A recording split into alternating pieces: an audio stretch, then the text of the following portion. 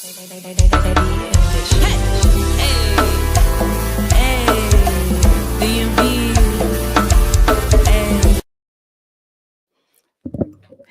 listener audience. This is your girl, Topnotch Fowler, and I have a very special guest on tonight. I have the pleasure of interviewing Melinda Deterfield. So we're about to get this interview started. I am so excited. It's been a while.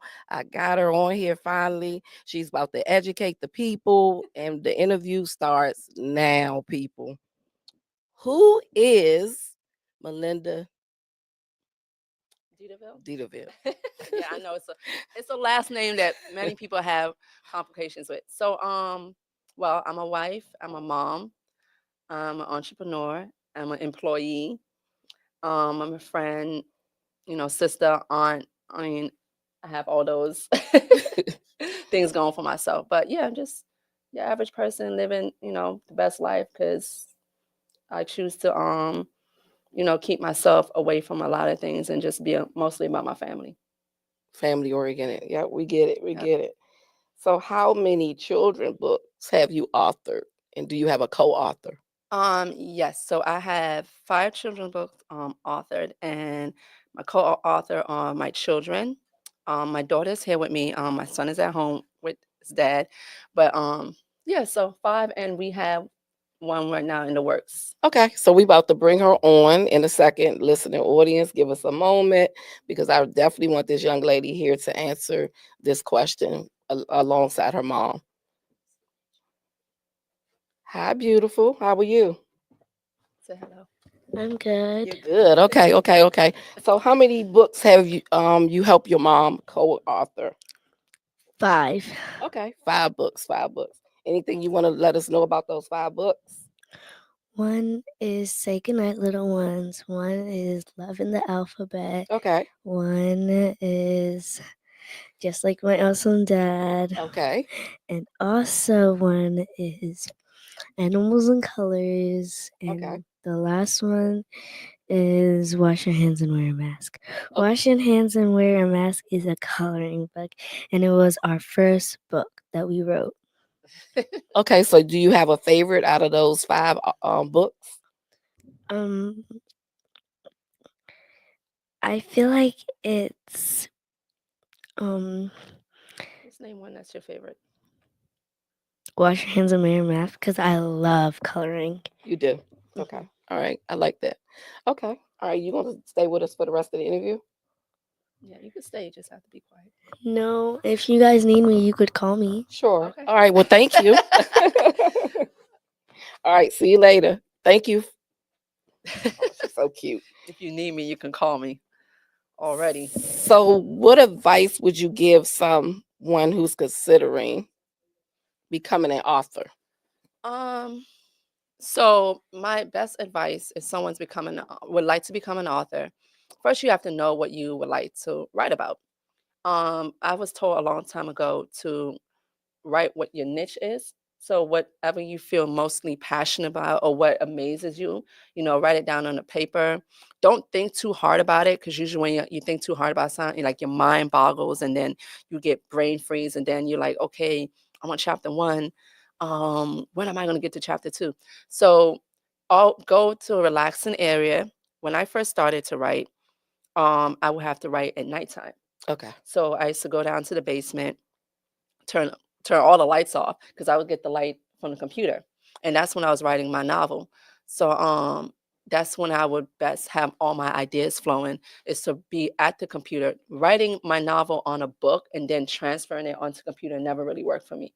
I had to sit down, and when the ideas come, that's when I typed. Okay. So it's always best to be in a relaxing area, write about something you love or something that attracts you, or something that you have someone that has an interest in something and it was brought to your attention. So that usually Okay. works for me. I like it. So, how long have you been living the homestead lifestyle? Almost 4 years. I Oh, would say wow. 4 years in July of this year.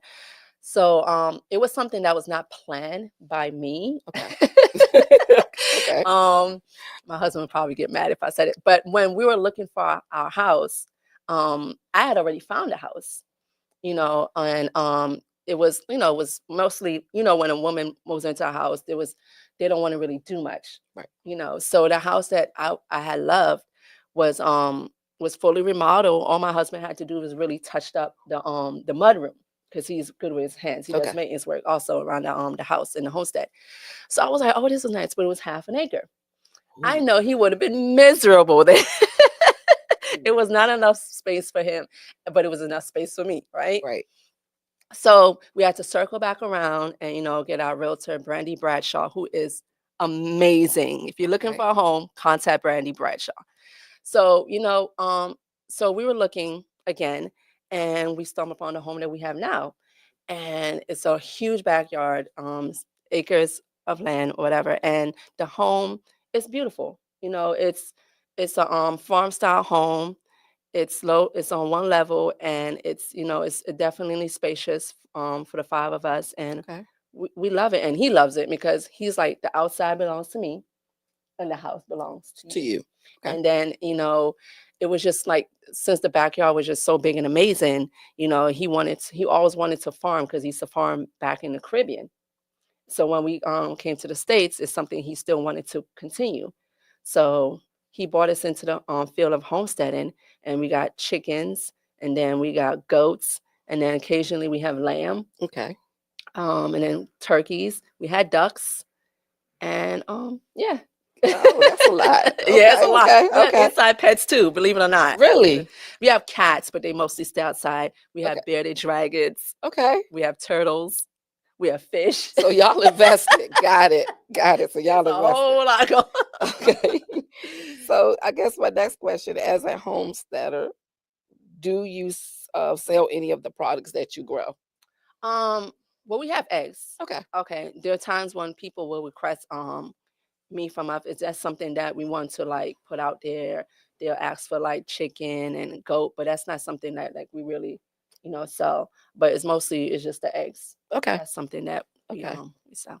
But there's sometimes there are people that will come, they want to learn, but it's mostly our family and our close friends will actually be over there. I live too far for people to keep coming by my house. Okay. So how far are we living right now? Um, well, to get here, it took me about an hour. Okay. All Yeah. right. So hour trip. Yeah. Okay. All right. I'm glad to have you. I'm glad you took that hour trip. Yeah, I'm glad to be here. All right. So um how can the listening audience support your business? Okay. Well, as far as my books, you can follow me on Facebook, Instagram, and TikTok. Books, BOOKS by BY Deterfield, Deterville. That's on TikTok, Facebook, and Instagram. Books by Deterfield. And on the homestead page, it's Small Family Homestead on Instagram, TikTok, and Facebook. Small Family Homestead. Okay. Thank you. No problem. So what is something you could recommend to our listening audience that wants to begin homesteading or start the growing process? To start homesteading, it depends on what you like to start with. We started off with two chickens, which was from my husband's brother. He gave us two chickens, and then literally I woke up like the next, well, not like the next day, but like next couple of days, I saw all these chickens in my backyard because my husband went Wait, crazy. wait. I'm like, okay, your brother started off us with two, and then all of a sudden, like, it's 100 chickens in our backyard. But okay, whatever. But the best advice, I would say, start off with what you can manage. Okay. If it's chickens, maybe 6 to 12. You shouldn't have the animal alone. So whenever you like to homestead, make sure it's a small group, because even animals can get depressed. Okay. So yeah. Okay. So how do the kids help out? The kids, let's see. So my son is really good at the wheelbarrow. Okay. So whenever my husband puts like the hay, the feed for the animals in the wheelbarrow, because it's too much for actually holding our hands, we got to Okay. push Right. the wheelbarrow to the location where the animals are. So he's actually good at pushing the wheelbarrow with the feed for the animals. Our daughter, she's good at collecting eggs and picking up the chickens to also make sure the chickens are good, because sometimes animals can get hurt. Okay. And our other daughter, she's usually good at just going to get supplies that we need or if we need the water be turned on and stuff like that. So we try to get them, Okay. the three of them, hands on as much as possible with the small things. And as they get older, the chores will increase. Okay. Understood. Yeah. Understood. Are there ways that people could start homesteading lifestyle without having a farm? Absolutely, absolutely. Homestead is not having a big yard. That's not. I mean, that is a very good way of looking at it because the space is just it's amazing. And it's peaceful. Okay. But if you have a backyard, it doesn't. You don't have to have acres. If you have a backyard, you can definitely start growing your the plants and everything. Hmm. Some people start on their balcony. Back when we was in department, Okay. and, when we was living on Prince George's County, Okay. we used to grow our little fruits and vegetables right on our balcony. So you can start there. Something small could grow into something big. Okay. Yeah. Do you currently have any programs that supports the community? Right now, not really. Right now I'm working on an event for children, which will be sometime in the fall Okay. of 2025. Okay. So I have everything, not really everything situated yet, but I'm getting everything together as far as all what will be needed for the Okay. event. I collaborated with two people to help me navigate the event better because it's my first event for children. Okay. So I don't want to, as time go on, I will say more about it. So it's definitely something that's going to bring the community together. Parents going to help the child or the children, depending on how many they want to participate in the event. So they're going to come together and help the child with the event, and then it's something that we're going to put out there, and each child will get a reward for Oh. doing what he or she thinks what best represents them. Is to build like not only self awareness for a child because we notice them, we can see you, but it's also to help them build confidence in themselves and to love themselves more.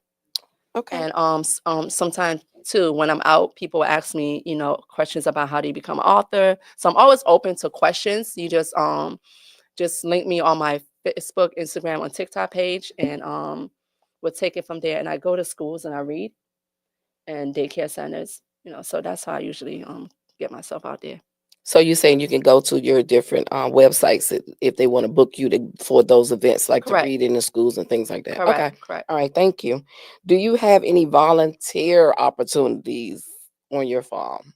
Um, Probably not right now. We haven't really started because we're still like getting some things together.